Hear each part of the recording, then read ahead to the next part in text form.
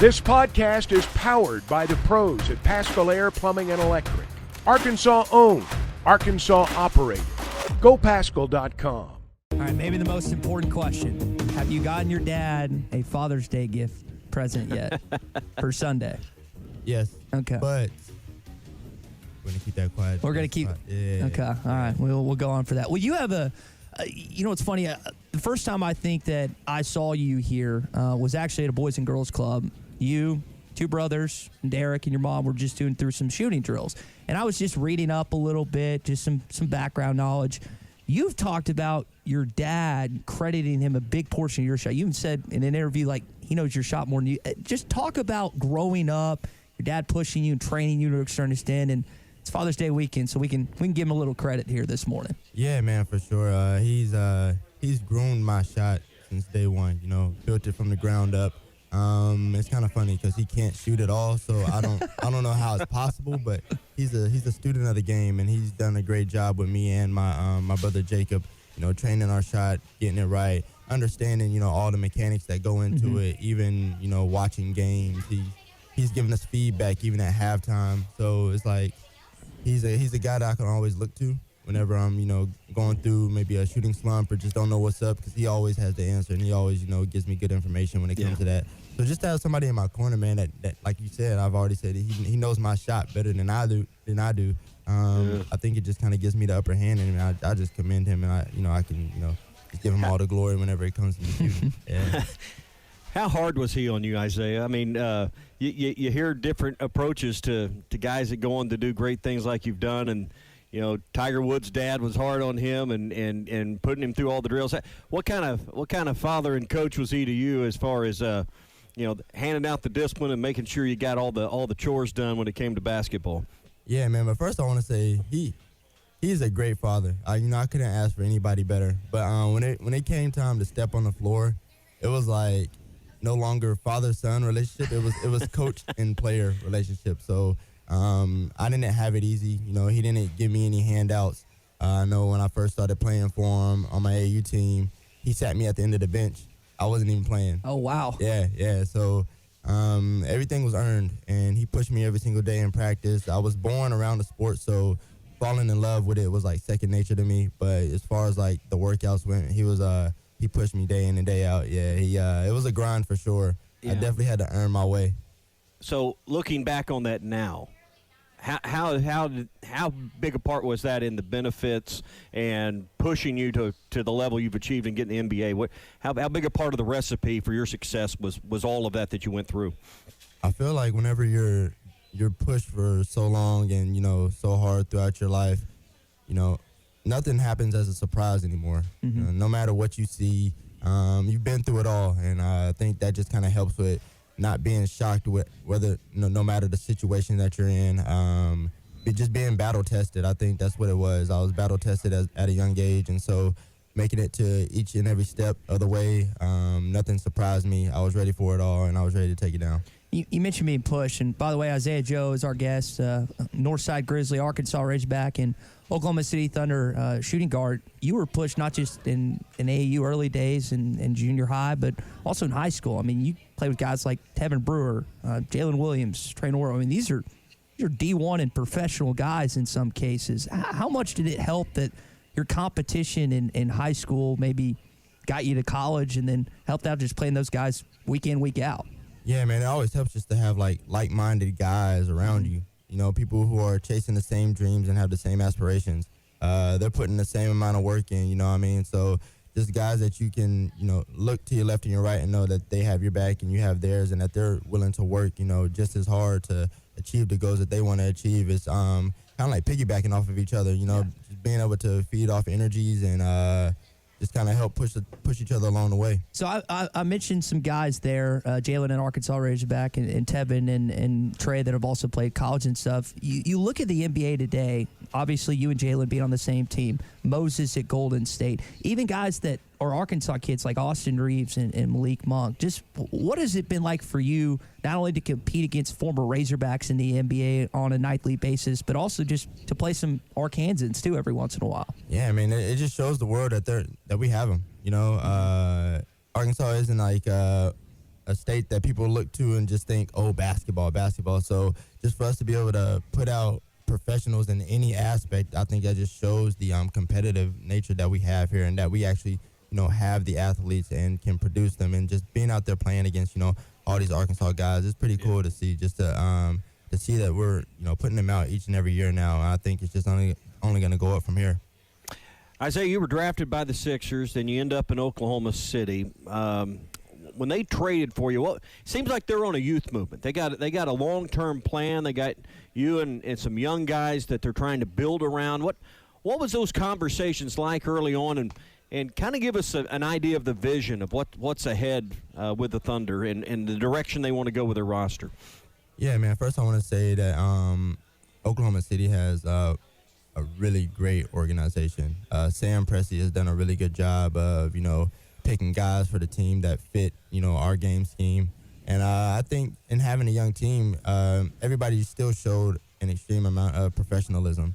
And so that's something that I commend the guys for. Everybody carried themselves the right way. But those talks really were just like we have a meeting at the beginning of every year, and we set our goals. And it's like, we're going to come into this year with this mindset. And it's not them telling us. They're asking the players, like, what do y'all want to achieve this year? And we tell them, like, oh, we want it all. We want a ring. Like, yeah, we want a ring no matter the circumstances, young or old. We're going to beat the odds. And so that's the mindset that everybody had going into the season, and that's what we're going to continue to do. And you'll end up with the number one seed in the Western Conference. What kind of confidence does that give you and the rest of your teammates and that organization moving forward as to what you can grow into? A lot of confidence. Just going into the season, everybody already counted us out, being a young team. And just to show that we can achieve greatness no matter what the odds are, no matter what everybody else says. It just shows the resilience and the determination that we have. And I think in doing so, getting that one seed just gave us a big confidence boost, and definitely will lead into the next season. Now, we're talking with Isaiah Joe again live in studio this morning. Really appreciate him joining us this Father's Day weekend. Isaiah, I think I could talk to Coach Burnett. I could talk to Eric Musselman. I could talk to your current coach now, team guy. But it was cool for me, obviously, as a guy that's grown up watching you, to see you get that first playoff start. I mean, it's one thing to play, but when you're in the playoffs and you're not a rookie, but you're still an underclassman of sorts, what kind of emotions were you having before that initial first playoff start in the Western Conference semifinals? Yeah, it was a change, but a change that I felt that I was ready for. Throughout the season, if you've ever watched us play, we dib and dabble with all types of lineups and all types of rotations. So having change like that is no longer a surprise to the team or to me. So going into that situation, I was attacking it the same way that I would any other game, whether I'm coming off the bench, first man up or whatever.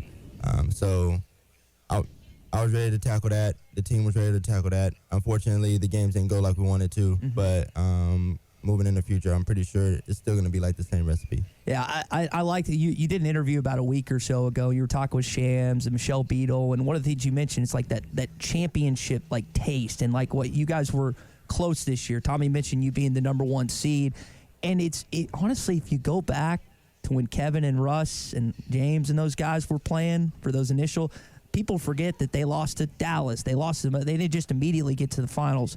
Very similar. When you look at your team now, do you see any similarities for maybe that OKC team 15 years ago? Have you thought about that at all? Not per se. I haven't thought about that per se, but I have thought about just the aspect of being battle tested. Sometimes you just can't beat experience. It's extremely hard to win in the playoffs alone. It's even harder to make it to the finals and win the finals. So just for us to be able to first make it to the playoffs, being the one seed, make it to the second round, being the team, having the unexperienced team that we have that everybody, is preying down upon. I think that just shows what we were capable of and what we can grow to. Because now that we have experience under our belt, everybody knows what it feels like. Everybody has a chip on their shoulder, and everybody, is going to play with that extra edge. Got to ask you about Arkansas right now and John Calipari becoming the coach. We saw him at NBA playoff games and sitting there, on the front row. Have you had a chance to to talk to Coach Cal and kind of what's your excitement level for where we're headed with Arkansas basketball in this transition? Yeah, man, I actually ran into him last Friday. I was up on campus. Yeah, I was up on campus, and I bumped into him, said a few words to him. But I think it's actually kind of weird having somebody on your team that you've always wanted to beat. You know, he's one of the best out there, and so the fact that he's always been the enemy, I think that kind of shows how great of a coach he is and how good it is to have him on our side now, because like now we have the target now. Yeah. Yeah, everybody wants to beat Kentucky. Everybody wants to beat Coach Cal, and so now that we have him on our side, I think he's going to help our organization in a positive light. It's a little different watching him get ejected when you're in Bud Walton versus yeah. actually cheering for him now. And you also, Tommy brings up perspective. Obviously, you just got to see him. Case and Wallace, Shai Gilgeous-Alexander, two guys that played for him. So you and Jalen can ask those guys on a daily basis, and other friends in the NBA. It's like, hey, what's this background like? Which I think also kind of lends experience for you as well. For sure. Which is cool. Isaiah Joe again is our guest this morning. Have you apologized to Jeff Green yet for ending his career? For those who don't know, Isaiah had one of the dunks of the year, not just for Oklahoma City, but the NBA. I wish I had. I should have clipped it this morning. That's my bad. Left-handed, cock back, dunked on his face. All his teammates are going nuts. Have you apologized to him personally yet? I mean, is he out of the league? Do you know? I don't have his contact information, so if I did, I may reach out, just to check in. But at the end of the day, it's basketball. Things happen. I honestly didn't even expect myself to go up there. I don't think your teammates knew you had. Yeah. It was kind of like fast break. I don't know if you watched it, but I'm like looking at Lou Dort because he's running down the court with me. I'm like, I'm about to make this pass. And then that kind of went out the window. I don't know what happened, honestly. But a lot of people seen it already. It's part of the game, man. Jeff Green, love the guy, man. I looked up to players like him growing up. So, honestly, just to be in that moment and being able to have that, under my belt just kind of surprised me in itself. Yeah. Isaiah Joe with us here on the Morning Rush. Isaiah, when you get away from basketball and you put that down and you don't have the laces, the sneakers laced up, what do you like to do? I mean, everybody's got to have something they do when they get away from work. Basketball's your passion, but it's also work. What are some of your other interests? And I golf. Something I picked up. You any good? I'm pretty decent. I used to play competitively growing up in like the little junior PGA here in Arkansas. So I was really good back then. I'm kind of trying to get back to there. Probably handicap is around an 8. So That's pretty good, Tommy. We're trying, man. We're trying. I got a green put into my backyard because short game has been like killing me last few summers. So I'm like, we're about to master this short game. So We'll get you out there with Ty over at Hartscrab, and you'll feel a lot better about yourself. You won't even take the full 18, and you'll feel a lot better about your own game. You'll have way more fun playing with Chuck. I got faith in Ty, promise. man. And then Guys, can I interject one thing? Absolutely, Isaiah, you Chuck. can. Hey, Chuck, how you doing? I remember when Isaiah was a freshman, and he came to Sassy's for Coach Muss's radio show, and we talked about golf, and I asked him basically, what you guys just said. Are you any good? He said, yeah, I'm good. And I asked you, Isaiah, what's your handicap? And you said, I'm scratch. I mean, you said it with a straight face. And I was kind of taken aback. And I'm thinking, he ain't scratch. But I did find out later that you might not have been exactly scratch, but you were pretty close. Yeah, man, I was definitely just, tooting my own horn right there. I was just trying to, whoever believed me in the moment, I was just gonna let it happen. But no, yeah.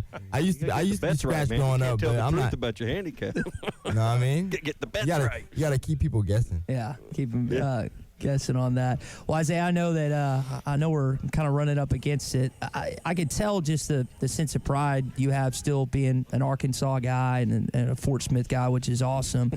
What is this? Maybe what does being here specifically from this state mean to you as we let you go?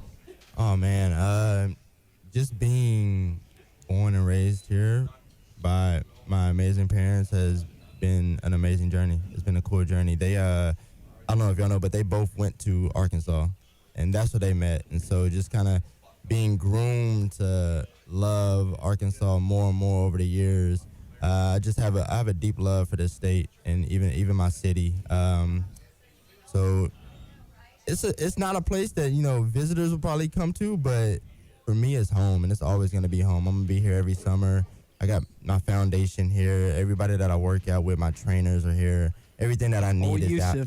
Oh yeah, Yusuf, man. That's my guy, and y'all don't know, but I got my on-court trainer here with me too. His name is Don. He's the guy that I got to give a lot of credit to because he's been with me since high school, just as Yusuf has. Great guys, and they're really professional. They know exactly what they're doing, and without them, I wouldn't even be here, man. So, I commend them, but just the city and the state as well. The support that I've had through this whole journey has been, the best.